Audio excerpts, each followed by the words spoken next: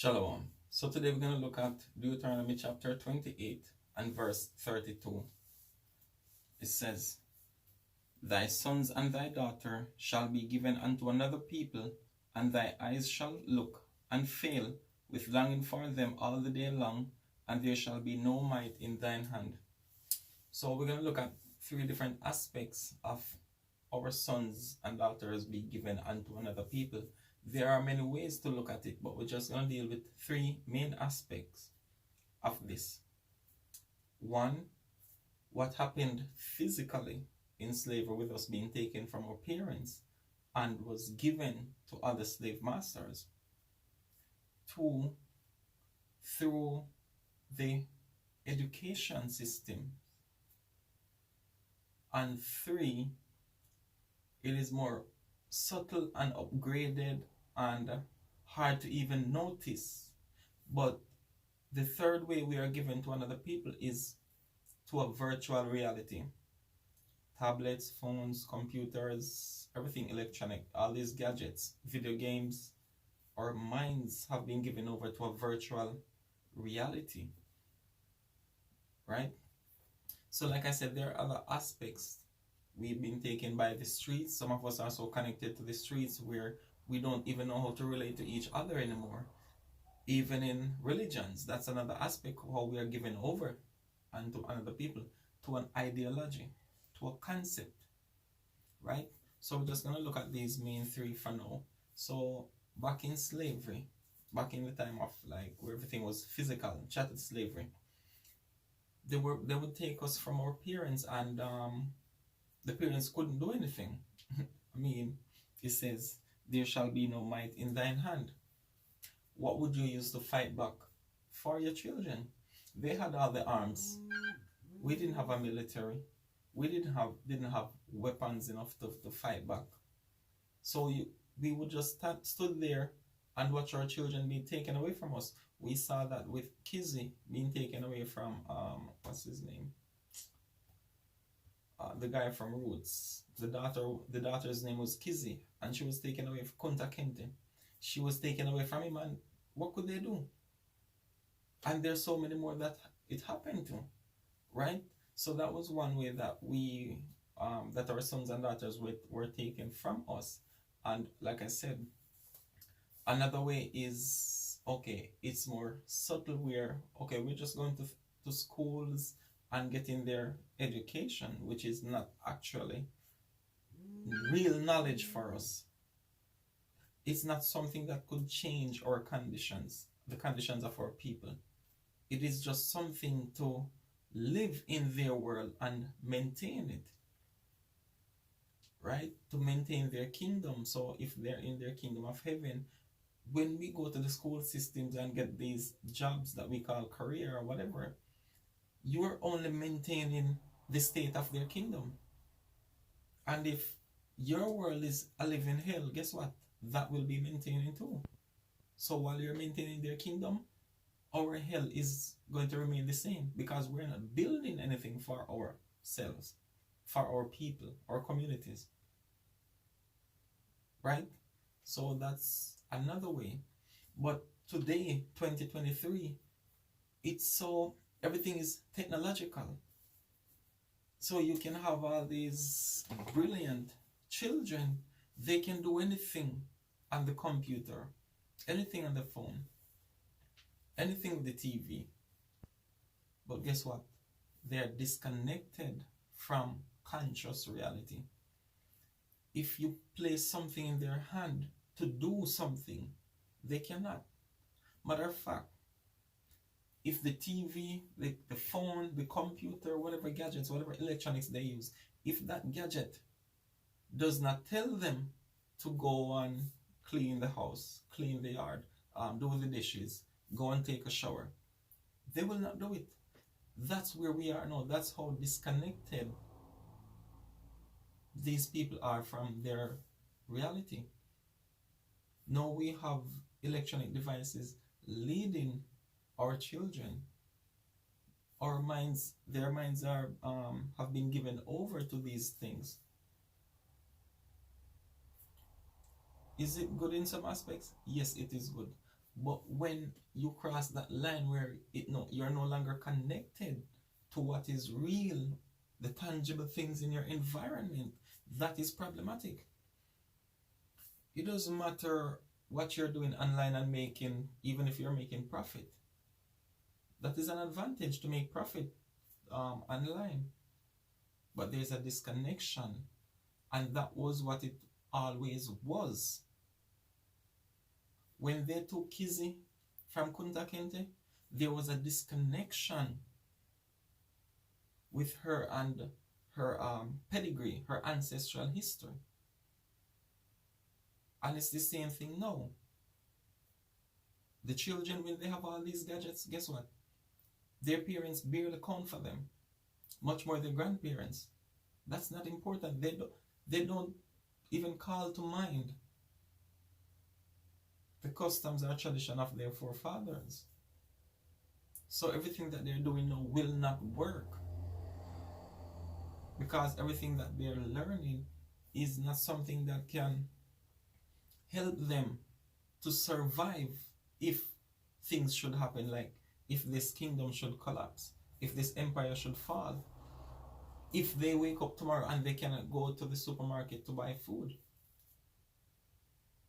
if they wake up tomorrow and they find out that their money, their fiat money, cannot purchase anything, is of no value, they cannot survive. If they wake up tomorrow and the electricity is not here, they cannot survive going a day without social media, without interacting with people virtually. They get bored because that's all they know how to do. And this is the worst part of it. Because even back then, when the children were taken away from the parents physically, guess what? They knew how to survive. If they had to jump on a horse and escape, they had the ability to mount the horse and ride it. If they had to take sticks to make weapons, guess what? They had the ability to do that. Today, these children don't have the ability to use their hands. They don't even have the ability to take initiative. If the parents aren't in the home, they're clueless as what to do. They'll die of hunger. The education system, how it takes the children from the parents. Guess what? Because the education is not real, and when I say real, I don't mean exist, because yes, it exists, right? When I say real, I mean the fact that it keeps changing, that is not real. For example, the Bible, the knowledge of the Bible is the same knowledge 2,000, 6,000 from the beginning, from the time of Adam. It's the same eternal knowledge that existed then, still exists now. It never changes. What we were taught in schools, what our children are learning in schools now, two different things. We cannot even go and help our children with their homework. Our children would see us as illiterate, dunce. Right? This is what they keep doing, and they keep playing us with the same thing. So when our children are given over to this information that they got from the educational institutions, these things are problematic because it disconnects them from the actual reality. Everything is based on theory, and that is what the European world is based upon. Theory, calculations, mathematics, figures, things that are systematic, because they don't believe beyond what they can perceive. We believe in things that we don't see. We believe in different dimensions. We believe in spiritual connections to greater source. Our realities are not the same. So when we are given over to their world, this is problematic.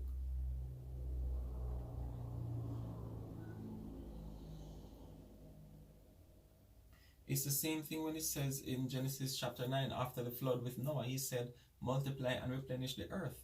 Yes, one way to replenish the earth is physically through sex. But what happens when you have two people from the same tribe come together, reproduce, right? They bring forth a child, but the mind of that child is given over to the nation ruling over them. That's problematic, and that's what we see a lot today, right? You have a lot of even the Africans. The Chinese are over there building a lot of things, and the male Chinese workers are doing what? Going with the African women. So when these babies are born, guess what? They're physically strong to do the work, but their mentality is about building the Chinese empire, not their African kingdom. It's the same in the Caribbean. When your children go to college, guess what? They're not thinking about how they're going to change the condition of their own people or build their own empire or kingdom. They're thinking about going to work for some other nation. So it started with this little thing that they have in the primary schools called Career Day, where we just our children in whatever they want to become: a police, a soldier, a pilot, a lawyer, a doctor, a nurse, all of these things. But to work in whose organizations? Your Hebrew parents do not own these medical facilities. So when you say you want to become a doctor, you are going to hope that your enemies will provide a medical facility for you to work in. Your Hebrew parents do not own a law firm or some business like that where you're going to be a lawyer in that company. You're hoping that the East Indian, the Asians, or the Europeans, or other African people will provide a job for you. You want to be an accountant. Yes, but whose business are you going to be the accountant for? You don't have a rich uncle, auntie, your mother, your father who own these big businesses that you're going to be the accountant for. You're going to work for the other nation, hoping that there's a job for you there. You want to become a pilot? No, you get your degree, whatever you need to do it. But guess what? Whose plane are you going to fly? The planes of your own people? No. You're going to hope in that some East Indian entrepreneur provides a job for you to fly their planes. The Chinese, the Europeans, the Africans. This is problematic. When you go over to verse 48, it says, therefore shalt thou serve thine enemies, which the Lord shall send against thee in hunger and in thirst and in nakedness and in want of all things, including your jobs, including those careers that you're paying so much money for. It is a curse. It looks like a blessing because you might be paying your bills. Matter of fact, most of the times that's the only thing that it is doing for you. So you may make a lot of money, but with your monthly expenses, it is not much difference between a person making, say, 100,000 and a person making 10,000, because your expenses here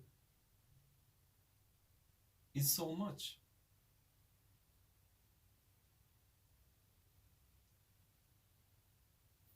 So this is just to show that these curses really relate to us as a people, and we have to understand that even though they have the blood of Jacob flowing through their veins, guess what?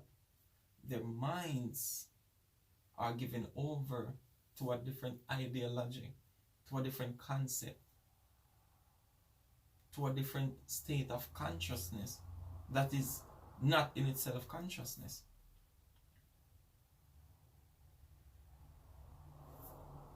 Whatever we do, we must come back to what is real, what we know to be real, something that we can connect to from inside out, not from outside in.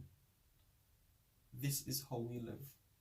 This is what we are as a people.